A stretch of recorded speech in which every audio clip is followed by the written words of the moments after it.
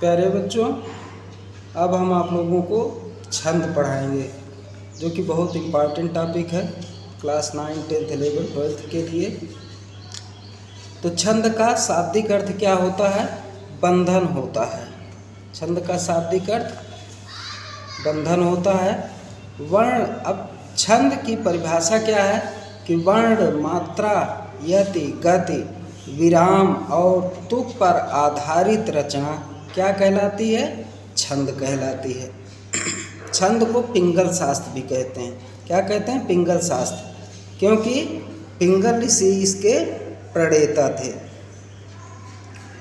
अब एक परिभाषा तो ये है, वर्ण, मात्रा, यति, गति, विराम और तुक पर आधारित रचना छंद कहलाती है। दूसरी परिभाषा क्या है? काव्य के लयात्मक स्वरूप को छंद कहते हैं। चाहे इसको याद कर लीजिए, चाहे इसको याद कर लीजिए। काव्य के लयात्मक स्वरूप को छंद कहते हैं। अब छंद के अंग पर आते हैं, तो छंद के 7 अंग होते हैं। ये 7 अंग हैं। कौन कौन से हैं? पहला चरण, दूसरा वर्ण, तीसरा संख्या, चौथा गति, पांचवा तुक, छठवां यति और 7वां गढ़। अब यहाँ पर हम देखिए आप लोग, चरण के 4 भाग होते हैं। चरण में 4 भाग होते हैं और किसी एक भाग को क्या कहते हैं? चरण कहते हैं।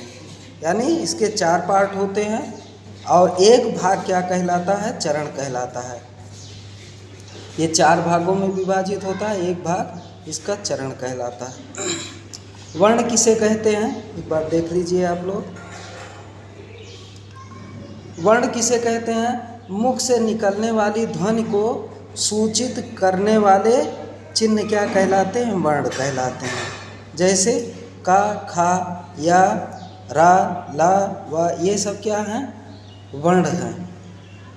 संख्या क्या है? मात्राओं और वर्णों की गणना, ये क्या कहलाती है? संख्या कहलाती है। गति किसे कहते हैं? छंद के प्रवाह को गति कहते हैं। यानी जैसे कहा गया, देवी पूज पद कमल तुम्हारे, ये क्या हो गई? गति हो गई। तुक क्या है? वर्ण के अंत में समान अक्षरों का आना, यही तुक कहलाता है। जैसे देव पूज पद कमल तुम्हारे, सुर नर मुनि सब हों सुखारे। यानी तुम्हारे के बाद सुखारे आ रहा है तो तुक मिल रहा है। अब तुक 2 प्रकार का होता है। कौन? पहला तुकांत होता है, दूसरा अतुकांत होता है। जहाँ पे तुक मिलता है उसको क्या कहते हैं? तुकांत कहते हैं। जिसमें तुक हो वो तुकांत है, और जिसमें तुक न हो अर्थात तुक न मिले वो अतुकांत होता है। अब हम आते हैं यति। यति का मतलब विराम। जैसे देव पूज पद कमल तुम्हारे, उसके बाद फिर हम थोड़ी देर रुक जाते हैं, इसको ठहराव भी कहते हैं। और अगला टॉपिक है गण। 3 वर्णों का समूह, ये गण कहलाता है। इस पर थोड़ा सा एक बड़ी वीडियो बनाऊंगा, तब आपके समझ में अच्छे से आ जाएगा। बस इतना जान लीजिए कि 3 वर्णों का समूह ये क्या कहलाता है? गण कहलाता है। अब हम आगे देखते हैं।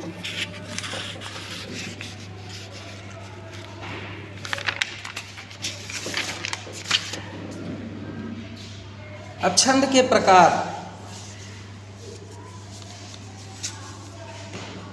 छंद मुख्य रूप से 2 प्रकार का होता है। यहाँ पे देखिए 2 प्रकार का होता है। पहला क्या है? मात्रिक छंद है, दूसरा वर्णिक छंद है। इसको वर्णवृत्त छंद भी कहते हैं। मात्रिक छंद मात्राओं की गणना पर आधारित होता है। मात्रिक छंद 3 प्रकार का होता है। कौन कौन? सम, अर्धसम, विषम। अब सम में क्या होता है? सम का मतलब जिसके चारों पैर बराबर हों, सम है। और जिसके चारों पैर बराबर नहीं है वो क्या है? अर्धसम है। और विषम में क्या आती है? कुंडलियाँ आती हैं। तो सम में चौपाई, चौपाई में 16 मात्रा होती है, रोला में 24 मात्रा होती है, हर गीतिका में 28 मात्रा होती है। ये समछंद है। अर्ध समछंद दोहा है, 13-11 मात्रा होती है। सोरठा है, 11-13 मात्रा होती है। बरवे है, 12-7 मात्रा होती है। विषम में कौन आता है? कुंडलियाँ होती हैं, कुंडलियों में 6 चरण होता है। दोहा और रोला इसके संयोग से कुंडलियाँ बनती हैं।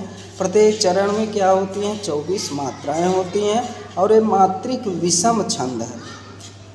एक दोहा और एक रोला मिलकर के क्या होता है? कुंडलियाँ बनाई जाती हैं। अब हम वर्णिक छंद पर आते हैं। वर्णिक छंद या वर्णवृत्त छंद, वर्ण की गणना पर आधारित होता है वर्णिक छंद। ये 3 प्रकार से होता है, सम, अर्धसम, विषम।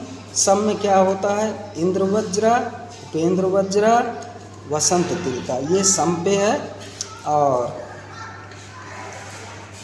इसी के साथ साथ इतना हम आपको बता दिए, और इसके बाद धीरे धीरे इन सब छंदों के विषय में बताऊंगा जो आपके सिलेबस में है। और प्रत्येक शनिवार को